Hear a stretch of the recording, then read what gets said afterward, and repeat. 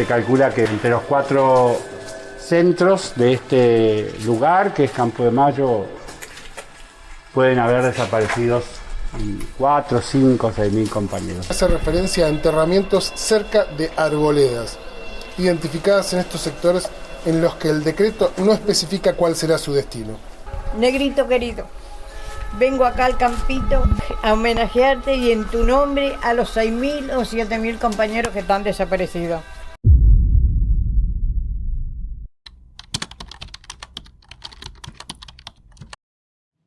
Uno de los lugares más importantes y a la misma vez muy polémico de la historia argentina por su pasado durante la última dictadura cívico-militar es el Campo de Mayo. Actualmente es un predio militar gigante de aproximadamente 5.000 hectáreas. Su territorio se divide entre los partidos de San Miguel, que abarca la gran parte del campo, y Tigre, específicamente en la localidad de Otocuato. Pero para entender todo el enorme peso que tiene este lugar, hoy en día, primero hay que viajar en el tiempo y entender cómo nació.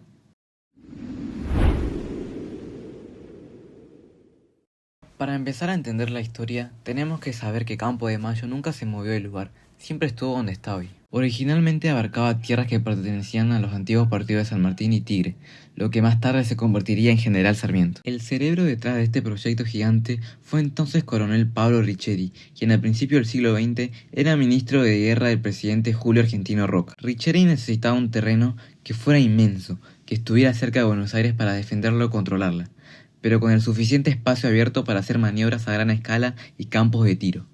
En agosto de 1901 se promulgó la Ley 4005 y lo que tuvo que hacer el Estado fue salir a comprar y expropiar un montón de estancias, quintas y terrenos privados. Tuvieron que vaciar campos enteros, trazar calles, instalar sistemas de agua y hasta armar una red de trenes interna.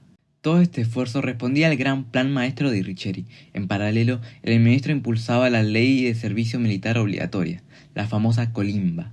Con el paso de las décadas, entre los años 20 y 30, Campo de Mayo dejó de ser un simple terreno de entrenamiento, para convertirse en la guarnición militar más grande de Sudamérica. Se instalaron las escuelas de caballería, infantería y artillería, transformando el lugar en el epicentro del poder en Argentina. Si bien en el golpe de 1930 sus tropas decidieron mantenerse legalistas obligando a los rebeldes a salir desde el Palomar, en el golpe de estado de 1943 la historia fue otra. Los batallones salieron directamente de estos cuarteles marchando hacia la Casa Rosada, donde en octubre de 1945 el general Eduardo Ábalos lideró la sublevación militar que exigió la renuncia a Perón, forzando su posterior detención y desatando la histórica movilización popular del 17 de octubre. La tensión en la guarnición siguió escalando. Tuvo un rol clave en la caída del peronismo en 1955, pero la verdadera película de acción llegó entre 1962 y 1963, con el famoso conflicto entre azules y colorados. En ese momento, Campo de Mayo fue bastión absoluto del bando azul, liderado por Juan Carlos Onganía. Coordinados con la base, los tanques Sherman de la guarnición de Magdalena avanzaron directo a pelear a las calles, en un enfrentamiento que incluyó la intervención de la Fuerza Aérea bombardeando posiciones coloradas. Finalmente, donde los azules ganaron la pulseada. En 1964, Campo de Mayo no era solamente una base, era la verdadera ciudad fortificada dentro de la provincia de Buenos Aires. Tenía hospital propio, iglesias, barrios enteros para los oficiales y un peso político innegable, preparándose sin saberlo para las décadas más oscuras que estaban por venir en la historia del país.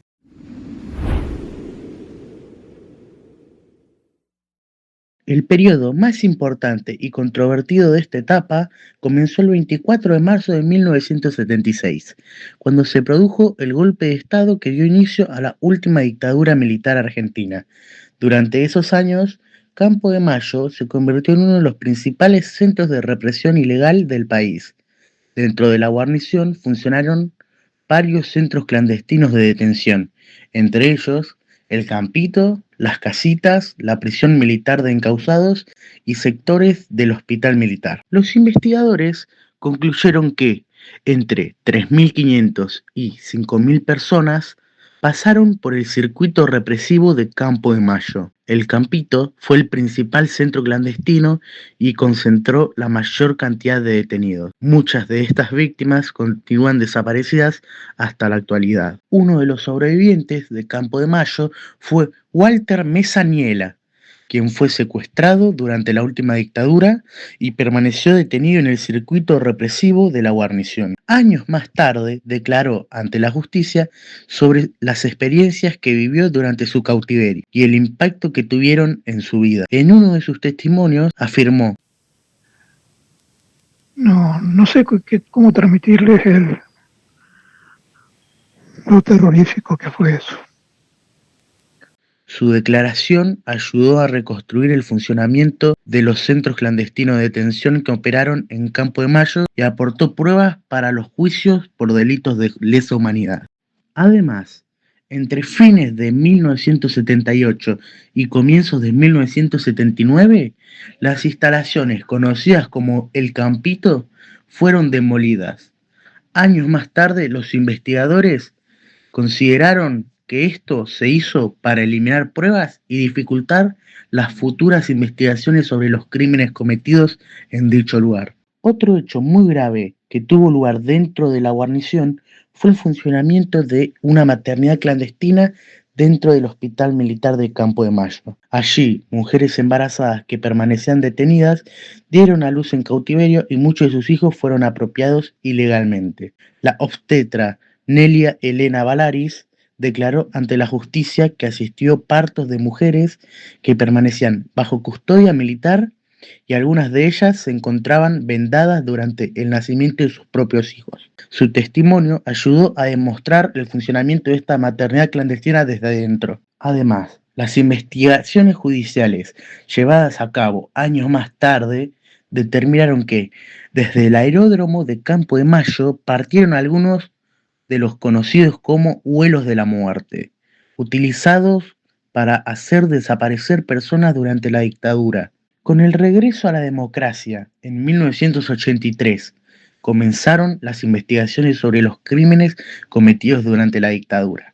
La CONADEP recopiló testimonios de sobrevivientes y, años más tarde, numerosos exmilitares fueron juzgados y condenados por delitos de lesa humanidad. En 1987, Campo de Mayo volvió a hacer noticia cuando ocurrió el conocido como Levantamiento Cara Pintada, encabezado por Aldo Rico.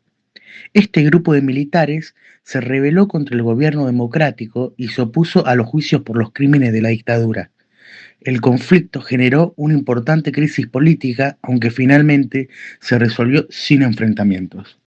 Desde los años 2000 hasta la actualidad se realizaron excavaciones, investigaciones históricas y juicios que permitieron conocer mejor los hechos ocurridos en Campo de Mayo durante la última dictadura cívico-militar.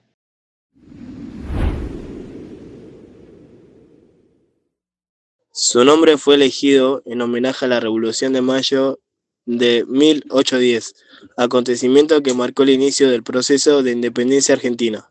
El Estado argentino decidió preservar parte del predio como un espacio dedicado a la memoria y a la reflexión histórica.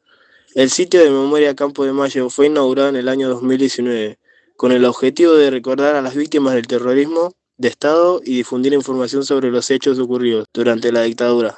La importancia de Campo de Mayo como lugar de memoria radica en que permite mantener vivo el recuerdo de las personas que fueron perseguidas, detenidas y desaparecidas. Además, constituye un homenaje a las víctimas y sus familias, promoviendo valores como la democracia, la justicia y el respeto por los derechos humanos. Además de su valor histórico y simbólico, Campo de Mayo continúa siendo una de las principales guarniciones militares de la Argentina.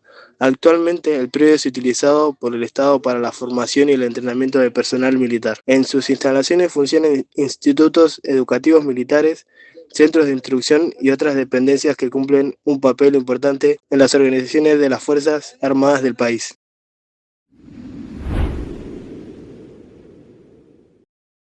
El testimonio de Griselda Fernández nos permite comprender de una manera muy profunda lo que ocurrió en Campo de Mayo. Griselda fue secuestrada y llevada a centro clandestino conocido como El Campito. Hasta entonces se da obviamente el tema de la tortura psicológica, la tortura física, el abuso sexual. A través de su testimonio podemos conocer cómo vivían las personas detenidas, a miedo constante, las torturas y las condiciones inhumanas a las que eran sometidas. Esto resulta muy importante porque ayuda a reconstruir la verdad sobre los crímenes cometidos y mantener viva la memoria de quienes fueron perseguidos, desaparecidos o asesinados. Su valentía al declarar en los juicios permitió aportar información fundamental para la búsqueda de justicia y para que estos hechos no sean olvidados. Si bien Campo de Mayo no está completamente abierto a la comunidad como en otros espacios, ejemplo, el Batallón. Esto se debe a que está relacionado con su historia. Aunque siendo una importante guarnición militar del ejército argentino, también fue uno de los principales centros de represión durante la dictadura. Debido a esa historia tan dolorosa, Campo de Mayo es considerado un sitio de memoria que debe ser preservado, investigado y protegido. En la actualidad sigue siendo una base militar activa, pero también en el lugar de memoria se recuerda a las víctimas de la dictadura y se realizan actividades para preservar la historia y promover los derechos humanos, con el objetivo de que hechos como lo ocurrido durante ese periodo nunca vuelvan a repetirse.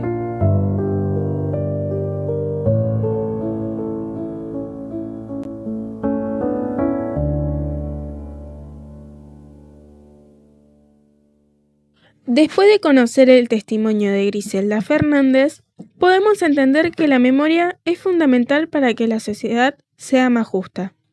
Escuchar a los sobrevivientes nos ayuda a conocer la verdad, recordar a las víctimas y reflexionar sobre la importancia de defender siempre los derechos humanos y la democracia para que hechos como estos nunca vuelvan a ocurrir. Inexactitud no es nuestra, es de la impunidad. O sea, a veces cuando nos piden exactitud, no, los registros los tienen ellos, no nosotros. Primero que esto es prueba todavía, pero además de ser prueba es el lugar donde nosotros queremos construir esa idea de memoria que construyen los pueblos, que es la historia escrita por nosotros. Parece urgente subrayar que allí podrían estar los restos de nuestros familiares desaparecidos. Presente. Presente. Presente.